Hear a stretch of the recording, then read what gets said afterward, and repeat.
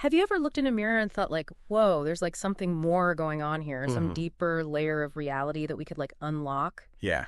Well, turns out this isn't a new idea. Right. People have been using mirrors for spiritual exploration like for centuries. Yeah, it's fascinating. So we're going to deep dive into this today, Cool. using excerpts from this guide called Practical Initiatory Path with Mirrors. And it describes like this ancient technique of using mirrors to reach higher levels of consciousness.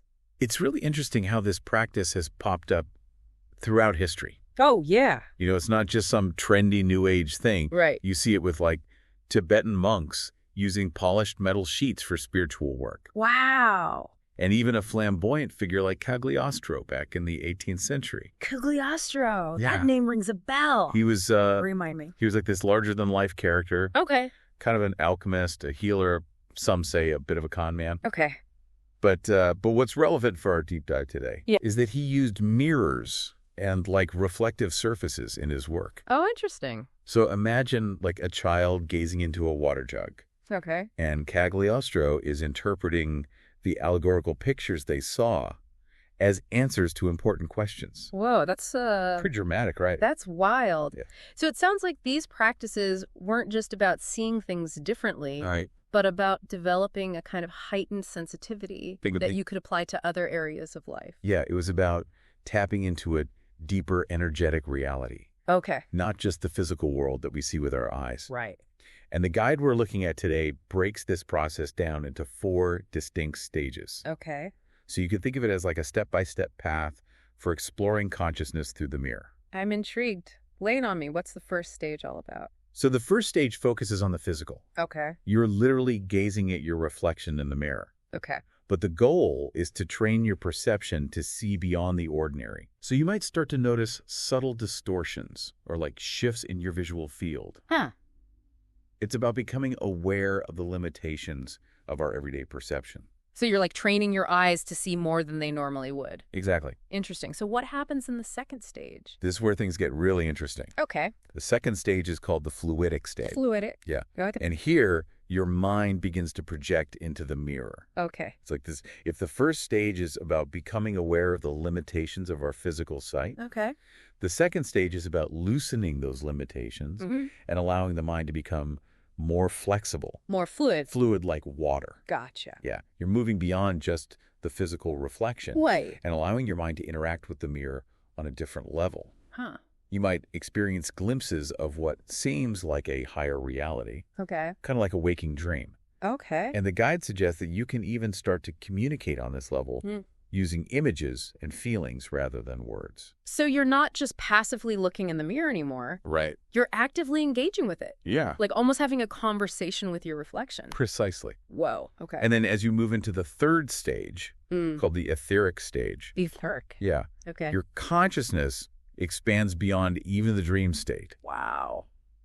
Imagine becoming aware of a higher self, Okay. a part of you that's observing both your physical self and your reflected self. So like a higher level of awareness. Yes, a heightened awareness. Gotcha. And the guide compares this to lucid dreaming, Okay. but you're fully awake. Whoa. That sounds intense. Like you're tapping into a whole other dimension of yourself. Yeah, it really is a journey into the depths of consciousness. Okay. And the fourth stage, Yeah. well, that's where things get truly cosmic. Cosmic. Okay, now I have to know more. Tell me everything about this fourth stage. The fourth stage is all about achieving cosmic consciousness. Cosmic consciousness. Yeah, imagine feeling deeply connected to every living being, understanding that we are all part of a larger web of existence. Right. The boundaries between you and the rest of the universe kind of dissolve. Wow. The profound state of unity and interconnectedness. That sounds almost beyond comprehension. It's a big concept. How do you even get there? Yeah, what does the guide say Yeah. about reaching that level of awareness? Yeah. Well, the guide suggests that reaching the fourth stage requires courage Okay. and a willingness to surrender to the unknown. You're really letting go. You have to be willing to let go of all attachments, Wow. even your sense of self. Okay. And it describes the sensation of falling into the abyss, Falling into the abyss. dissolving into a fluidic state, Okay. and ultimately achieving union with the cosmos. Wow, that's a pretty powerful image. It is. Diving headfirst into the vast unknown. Yeah. No wonder it takes courage. But before we go any further, I think it'd be helpful to step back for a second Okay. and talk about how someone actually, begins this practice. Yeah. So if our listener wanted to try mirror gazing, what are, the first steps? So the source emphasizes finding a quiet space Okay. where you won't be disturbed. Makes sense. The technique itself is simple. Okay. You gaze at your reflection without blinking, Uh-huh. observing any changes in your perception. Okay, that sounds easy enough. Yeah. But I gotta admit, I can't even go 30 seconds without blinking. That definitely takes practice. Yeah, I bet. The source also mentions the importance of deep, relaxed breathing Okay. and avoiding falling into a hypnotic sleep. Right, so you want to... You want to maintain a state of alert awareness. So you're actively training your perception both during and outside the practice. Exactly. Gotcha. I can see how that would help you progress through the stages. Yeah. Now, you mentioned earlier that people might start to see strange visual effects Yeah. during the first stage. Yeah. What kinds of things are we talking about here? You might see fog or a milky haze around your reflection. Huh. Interesting. You might notice a darkening of the mirror's surface Oh, okay. or even strange lights and colors. Wow. And the guide suggests that these aren't just hallucinations, Okay. but potential glimpses of subtle energies, Like. auras, Oh. which are normally invisible to us. Right. They even mention something called human radiation. Human radiation. Okay, now you've really piqued my curiosity. What is that all about? Unfortunately, the guide doesn't go into much detail. Oh, bummer. It's more of a tantalizing hint at the possibilities Okay. that open up when we expand our perception beyond the ordinary. It makes you wonder what else might we be able to see Yeah. if we train our senses in this way. Exactly. That's a great question. There's a whole world of subtle energies and perceptions waiting to be explored. It's like we're only scratching the surface of what's possible. Wow. All right. I'm officially hooked. Let's move on to the second stage, Okay. the fluidic stage. What happens is you progress beyond those initial visual effects. So this is where you start to move from seeing to communicating Okay. and even potentially experiencing visions. Visions, like seeing things from the past or the future. That's right. The guide mentions the possibility of seeing distant people and events, Wow. almost like a form of clairvoyance. Okay. But remember, communication on this level isn't about spoken words. Right. It's about understanding images and feelings on a deeper, more intuitive level. That sounds incredible. Okay. I have to know more what happens as you continue to progress through these stages. Does the guide say anything about how this practice might affect your dreams? This is also fascinating. Does this practice affect dreams at all? Absolutely. The transition to the deeper stages is actually described as entering a dreamlike state, Okay. but with a crucial difference. What's that? You maintain awareness. Okay. You're not lost in the dream, Right. but observing it from a higher perspective. So almost like lucid dreaming, but in a waking state. You got it. Okay. And this is where that feeling of vertigo can come in. Yeah, the guide mentions a sensation of detachment from the physical body as you move through these stages. Okay. It's almost like you're floating or falling. Whoa. But the key is to not let that vertigo pull you back into an ordinary state of consciousness. So you're facing that fear of the unknown, Right. both literally and figuratively. That takes some serious inner strength. It does. But the rewards are said to be pretty amazing. Okay, I have to know, what are those rewards? What awaits someone who reaches the third stage of this practice? The third stage is described as the pinnacle of mirror gazing practice. Okay, the pinnacle. It's the stage of lucid dreaming while awake, where you're conscious in two realities simultaneously. Whoa, okay. You're above the flow of your thoughts, Okay. able to observe your habitual self Right.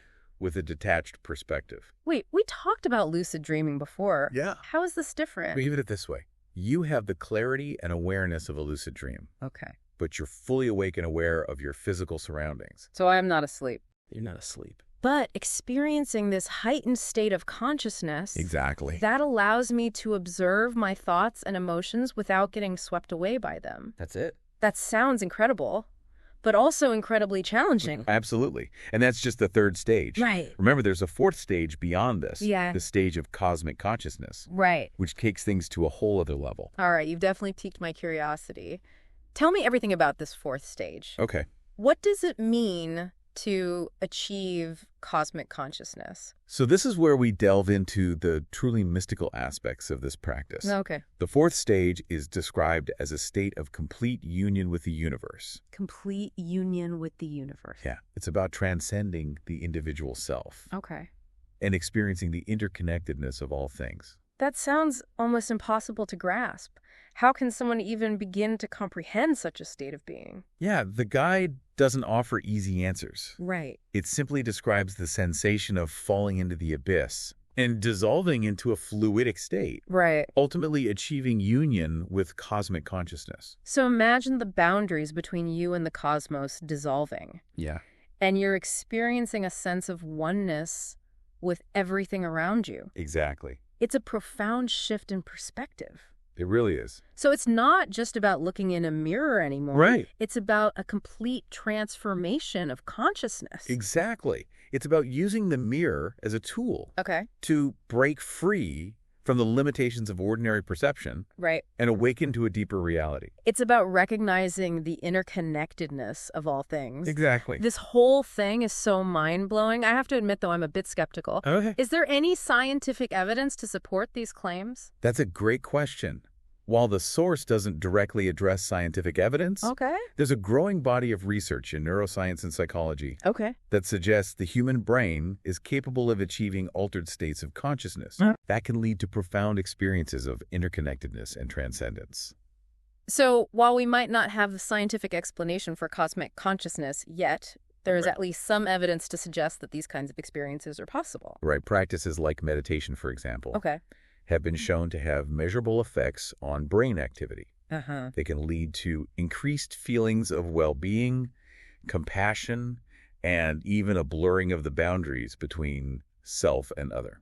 Interesting. So while science may not fully understand these experiences yet, Right. it's certainly acknowledging their existence. Okay. I'm willing to keep an open mind, but let's get back to the practical side of things. Sure.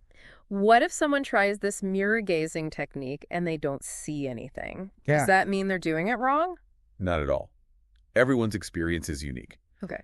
The source emphasizes that the key is to approach this practice with patience, Okay. persistence, and an open mind. Right. Don't get discouraged if you don't see results immediately. Remember, it's about the journey, not the destination. So it's more about the process of self-discovery Exact. than about achieving a specific outcome.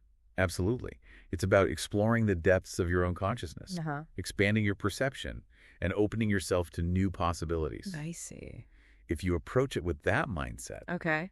you're sure to gain something valuable from the practice. I love that. So let's say you've been practicing mirror gazing for a while Yeah. and you're starting to see some results. Okay. How do you integrate these experiences into your everyday life? That's where the real magic happens. Ooh, tell me more. The source suggests that the insights and awareness gained through mirror gazing Okay. can be applied to all areas of life, All areas. from relationships and creativity Wow. to problem solving and decision making. So it's not just about having a cool, mystical experience. It's No. about bringing that awareness into the real world and using it to improve your life. Exactly. It's about using these practices to become more present, more compassionate, and more connected to the world around you. Right. It's about bringing the insights you gain in the mirror Okay. into your daily interactions Right. and using them to create a more fulfilling and meaningful life. This is all so fascinating. I feel like we've just scratched the surface of this topic. Yeah, me too.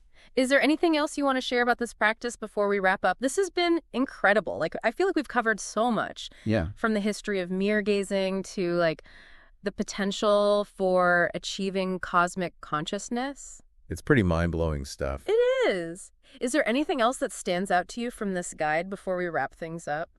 You know, one thing that really struck me was the emphasis on avoiding hypnotic sleep. Yeah. It's not about zoning out or getting lost in a trance. Right.